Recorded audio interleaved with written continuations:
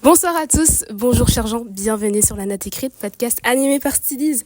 Aujourd'hui, on n'est pas à Ottawa, on n'est pas à Gatineau, on n'est pas en ligne non plus, on est à Kingston pour vraiment se déplacer. Et aujourd'hui, j'ai une artiste qui est juste formidable, elle vient de performer pendant 1 heure de temps, elle a dansé, elle a chanté, elle a amené la foule avec elle sur scène carrément. Franchement, c'était vraiment agréable. Alors, son nom, c'est Joyce Nsana. Bienvenue sur ce podcast.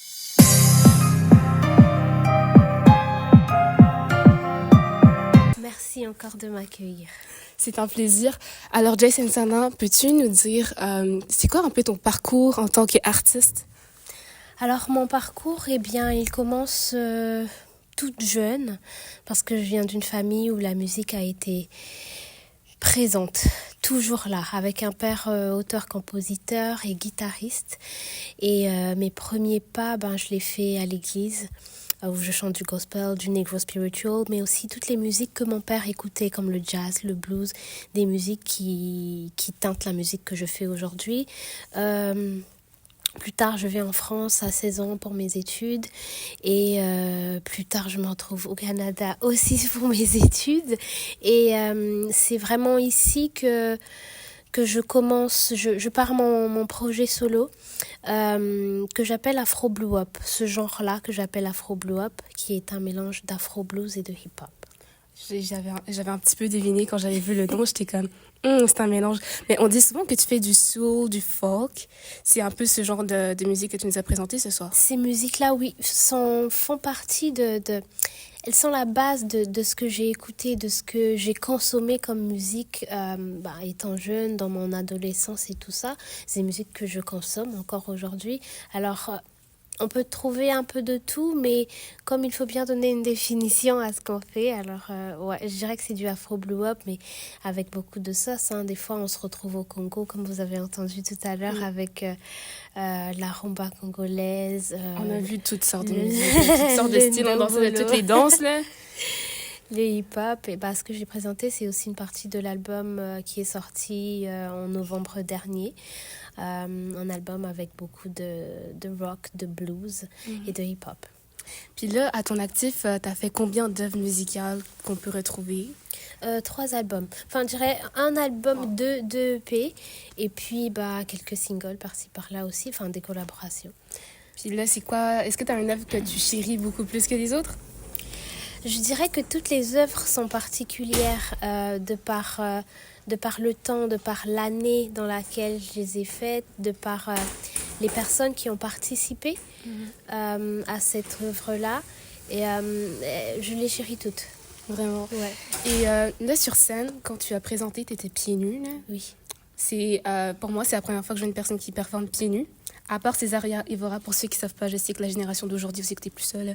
C'est une dame fantastique qui performe pieds nus. Puis là, est-ce que tu peux me dire d'où ça vient et pourquoi? Alors, je ne suis pas la seule artiste qui performe pieds nus. Il y en a eu d'autres avant moi. Et moi, je ne fais que suivre on va dire, le chemin qui a été tracé par d'autres personnes. Et ça, il ne faut pas l'oublier parce que ce qu'on fait, il n'y a rien de nouveau sous le soleil, mon père il me disait toujours. Et être pieds nus sur scène, c'est tout simplement se recentrer. Tradition, un peu, ce que tu m'as dit. Oui, mais c'est se recentrer sur la terre. Ok. C'est ça. Plus. C'est le contact du pied au sol, à la terre. C'est vrai que, dans les salles de spectacle, on est sur un podium. On est sur un podium, on a du béton et tout ça, mais on a toujours c'est le même esprit qui nous anime. Donc cet esprit-là, on l'emmène partout avec nous, peu importe où c'est. Et voilà. Donc on ressent les choses un peu plus fortement, on est connecté avec la terre. Puis là, dans ta musique... Ah, tu veux dire quelque chose d'autre? Non. Okay. Là, dans ta musique, tu chantes dans différentes langues. C'est pas notamment que le français. Il y a des mots en français ici et là. Peux-tu nous dire dans quelle langue tu chantes et aussi qu'est-ce que tu partages comme message? Alors, dans mes chansons, les messages sont divers. Je chante en français, en anglais, en Kituba, en Kikongo, en Lingala. C'est des langues J'ai arrêté de compter. Ouais. C'est des langues que je parle, mais dans lesquelles je compose aussi. C'est des langues qui sont parlées. au Congo notamment. Et puis je parle de la vie, je parle de mes expériences personnelles, mais aussi des histoires qui vont toucher d'autres personnes. Je parle beaucoup de la place des femmes, des enfants, je parle de la violence faite aux femmes. Je parle de la vraie vie, on va dire. Donc ça touche des sujets assez durs et ardus à aborder, mais à travers la musique, tu essaies de trouver une manière de défendre. Exactement. Wow. Est-ce que tu es consciente du pouvoir que la musique peut avoir, des paroles? Tout à fait, tout à fait. Parce que je l'ai vécu et je l'ai vu avant même de monter sur scène moi-même, parce que je l'ai vu à travers d'autres personnes. J'ai vu ce que ça a fait pour mon père, ce que ça a fait.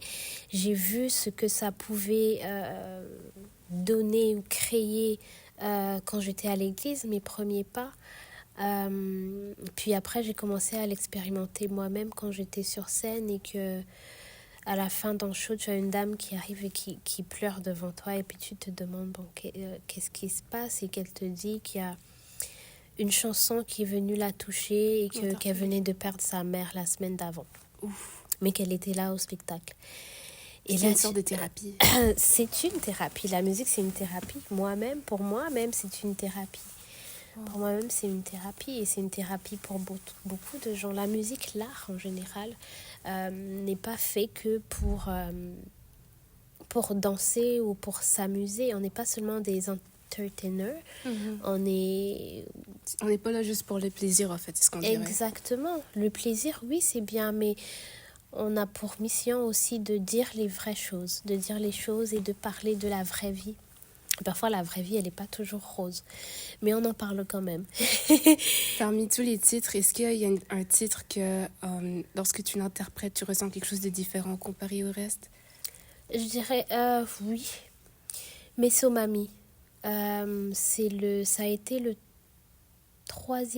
quatrième titre ce soir. Ce titre où les gens ont écrit à un moment donné, et c'est un titre où je n'ai pas besoin de sauter.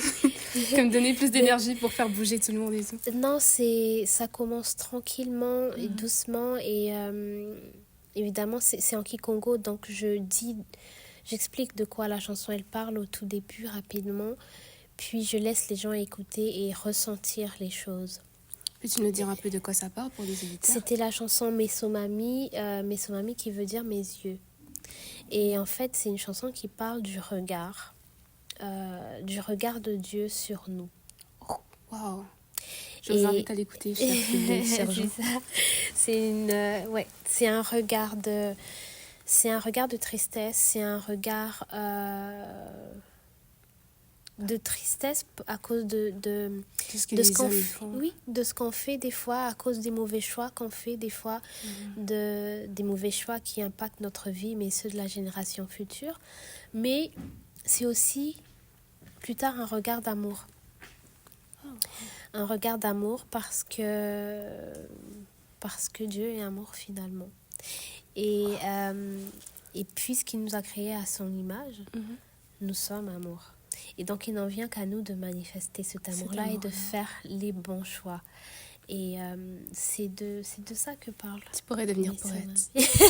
Vraiment. C'est très inspirant. J'espère qu'un jour, tu pourras nous faire une belle conférence de J'ai un père pasteur, alors on dit que la pomme ne tombe pas trop loin de l'arbre. Oui, tout à fait. Ce soir, tu nous as interprété plusieurs chansons sur scène dans cet espace ici. Oui. C'est pas la première fois que tu fais de la scène, c'est pas la première fois que tu as déjà fait de la télévision, j'imagine. Oui. Passer à la TV. Je fais face à une personne, des gens qui a de l'expérience sur scène. C'est pas comme des débutants, tu sais, comme les premières personnes que j'avais interviewées au cas. C'est vraiment une artiste. Je pense que tu étais venue une fois à Orléans. Oui. Et j'étais pas là à ce moment-là. C'est de là où je pense que j'aurais dû aller te voir, puis comme faire connaissance avec toi au début. Il y a rien qui arrive pour rien. Mais là, c'est un plaisir de vraiment te voir. Tantôt, quand on parlait un peu du milieu de la culture, des arts, et tu disais, ouais, mais malgré tout, il y a des gens qui sont toujours pas éveillés, comme ils sont pas encore... Comment tu l'expliquais? C'est comme le fait que les gens sont pas encore intéressés par l'art comme tel. Lorsqu'on parlait des gens de Montréal, lorsqu'on parlait des gens d'ici, que la jeunesse a besoin de se réveiller, est-ce que tu aurais un mot à dire plus à la jeunesse et aux gens qui écoutent la musique et qui pourtant ils sont pas ils sont un peu restreints avec ça, rétignants, ouais. Je ne sais pas si c'est culturel ou est-ce que c'est... En tout cas, quand je grandissais, la musique ou l'art n'était pas un travail. Ce n'était pas considéré comme ça. D'ailleurs, moi, j'ai dû aller à l'université faire tout ce que j'avais à faire, ce qui était une bonne chose. Mais je n'avais pas... je ne pouvais pas dire à mes parents, bon, je ne vais pas aller à la fac parce que je vais aller faire de la musique. Ce n'était pas concevable. C'est encore la guerre aujourd'hui. Il y en a encore, c'est le cas, ouais. Et il a fallu que, j'ai terminé mes études et tout ça. Puis, après ça, j'ai parti mon projet. Puis, finalement, ma mère m'a vue sur scène pour la première fois ici. Et je me rappelle, le lendemain, je suis passée j'étais en première page du journal de Montréal et tout ça. Puis les nouvelles sont passées au Congo aussi et tout ça. Wow. Et là, à ce moment-là, dans le regard de ma mère et tout, c'était de la fierté. C'était beaucoup de fierté. C'est beau à voir.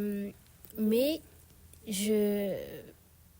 elle n'aurait pas eu la même réaction si j'étais encore à la fac et que je lui avais dit, bon, je vais faire ça comme métier ou comme travail. Ouais. C'est les générations d'avant et tout ça, la culture, etc. Mais l'art sauve. Je veux dire, c'est un médium par lequel, je dirais, on va dire Dieu passe pour aider ou pour sauver. Moi, personnellement, je l'ai expérimenté dans mon parcours. Et dans les moments les plus durs, c'est la musique qui m'a aidé à tenir. Aidé à travers ça. Puis pour ça, on n'a pas besoin d'être artiste ou musicien pour que la musique vienne interpeller une personne. Non, on n'a pas besoin d'être artiste parce que, comme je disais ce soir, l'animatrice, elle me demandait qu'est-ce qu'est la musique pour vous. Je disais que c'était... pour moi, la musique, c'est donner et recevoir, surtout sur scène. C'est donner et recevoir. Donner et je donne au public qui est là, je donne mon énergie, mes chants, mon message, ma culture, ma façon de voir les choses. Et je reçois d'eux aussi. Ce n'est pas simplement une balle qui part et qui ne rebondit pas. Je reçois d'eux, je reçois de l'amour, je reçois de l'énergie, je reçois des félicitations, je reçois parfois aussi de la tristesse. C'est pas toujours que des bons trucs, mais ça fait grandir. Je reçois des commentaires, en tout cas je reçois. Ça fait combien d'années que tu es dans cette industrie de la musique? Plus de 10 ans? Ça va faire une dizaine d'années. Waouh! Ok, donc il y a toute l'expérience qui vient avec. Ça va faire une dizaine d'années. Et c'est un parcours qui se construit petit à petit parce que, j'allais dire, on ne naît pas, enfin, on naît avec le talent et puis on travaille plus tard, mais c'est petit à petit quand... Ouais, petit train va très loin. Est-ce que ça marche? Oui. Une petite question sur l'industrie musicale. Pour un jeune qui commence dans ce milieu-là, à quoi tu penses que cette personne-là devrait s'attendre ou comment s'y préparer? Le travail. Beaucoup de travail. Comme penses-tu que tu as assez dormi pour se préparer à ce show que tu avais aujourd'hui? Non. Voilà, c'est énormément de travail. Puis il faut croire aussi que le travail d'artiste, c'est vraiment un métier à prendre réellement à cœur. C'est pas juste un truc pour le fun où tu te présentes. Tu sais, comme même moi, l'animation, là, j'étais comme... je m'attendais pas à autant de travail, tu sais. T'as dû te préparer, animer un show, écrire de show. Je pense que t'as dû l'écrire aussi. Exactement. C'est un travail comme les autres. On n'arrive pas et... On improvise et puis on fait les choses à la va-vite. Quand c'est quelque chose qui nous tient à cœur, d'habitude les choses qu'on aime et qui nous tiennent à cœur, on y met du cœur et on y met du travail. Alors, il n'y a rien qui arrive comme ça, tout beau, tout rose. Et je me méfie souvent des choses gratuites, toutes belles, tout rose et qui te sont servies sur un plateau. Je me méfie beaucoup de ces choses-là. Pour toi, il faut que ce soit quelque chose de bien travaillé. Tout à fait, parce que la vie, elle fonctionne comme ça. On travaille et après, on a un résultat. Wow. Et je pense que tu le prouves beaucoup quand on te regarde sur scène, même à travers ta musique, tes chansons, ton compte Instagram, ton contenu. On voit beaucoup à quel point tu es hardworking, comme on dit. Merci beaucoup de m'avoir accordé cette entrevue. Merci à toi. J'ai vraiment apprécié. En ce moment, il est comme vraiment tard, là, 22h28, cher Jean. Carrément, je l'ai pris après le show. On s'est habillés, enfin... C'était incroyable. On est dans la salle ici qu'on appelle Théâtre des Sésames ici à Kingston. Merci encore une fois. Merci à toi, merci pour ta patience, merci pour ta passion. Merci. Je vois que c'est une passion qui est là, qui grandit et je te dirais ne lâche pas. Est-ce qu'il y a des prochains shows que les gens pourraient regarder? Oui, bah, on s'en ira au mois de juin à Hamilton, à Toronto, en Gaspésie. Donc on a toute une tournée pour l'été. Puis suivez-nous sur Instagram, sur les réseaux Facebook ou sur mon site www.joycesana.com. Voilà une petite promotion que tu viens de faire par elle. Et mon album est disponible partout, Spotify, iTunes, everywhere, partout. C'est quoi le nom de l'album? Telama, qui veut dire lève-toi. Tu sais que nous, Telama, c'est un peu comme un réveil. Oui. On a comme, je parle Kirundi, c'est pas trop loin là. Oui. Mais c'est comme un réveil. Oui, Fait que, Telama, guys, lève-toi. allez streamer non seulement l'interview, mais également l'album qu'elle a sur. J'adore Spotify, là, mais comme allez voir aussi, t'as des clips. Elle a des super clips. Quand je dis elle a des super clips, c'est coloré. Aujourd'hui, elle s'habille en neutre, puis moi je pensais qu'elle allait exploser en couleur. Je change de couleur chaque année, très cher. Ah oui, fait que Alors, là, tu verras que dans mes clips, je suis y avait habillée ce en bleu-là, rose. là. Oui, il y a l'année du rose, il y a eu l'année du rouge, il y a eu l'année du vert et pas encore le bleu. ça c'est turquoise. Et turquoise. C'est sûr que je vais faire cette couleur. Pour cette année, c'est l'année du brun et du Et du beige. beige. C'est tout un concept Oui. très artistique. Et les jusqu'à musiciens la me fin. suivent aussi. En termes de couleur de cheveux aussi, j'imagine. Tout à fait. Les ongles, tout ce que tu veux, les bobettes. Comme toi, tu y vas comme vraiment à fond là. Oui, tout à fait. Avant toute l'année. Toute l'année. Ce serait vraiment cool de l'avoir comme coach. Là. Vraiment, vraiment. Fait qu'on va tout faire pour venir te voir, te supporter. Ceux qui peuvent pas, qui habitent comme dans d'autres pays ou quoi, il y a toujours ces réseaux sociaux. Merci beaucoup encore une fois. Je ne Merci à cesserai toi. de dire merci. C'est vraiment le fun de voir un artiste sur scène performer, parler dans les loges, tout ça. Merci encore une fois. Merci. J'invite donc cher Jean à aller tout sponsoriser. Merci encore une fois. On se voit à la prochaine épisode. Bye bye.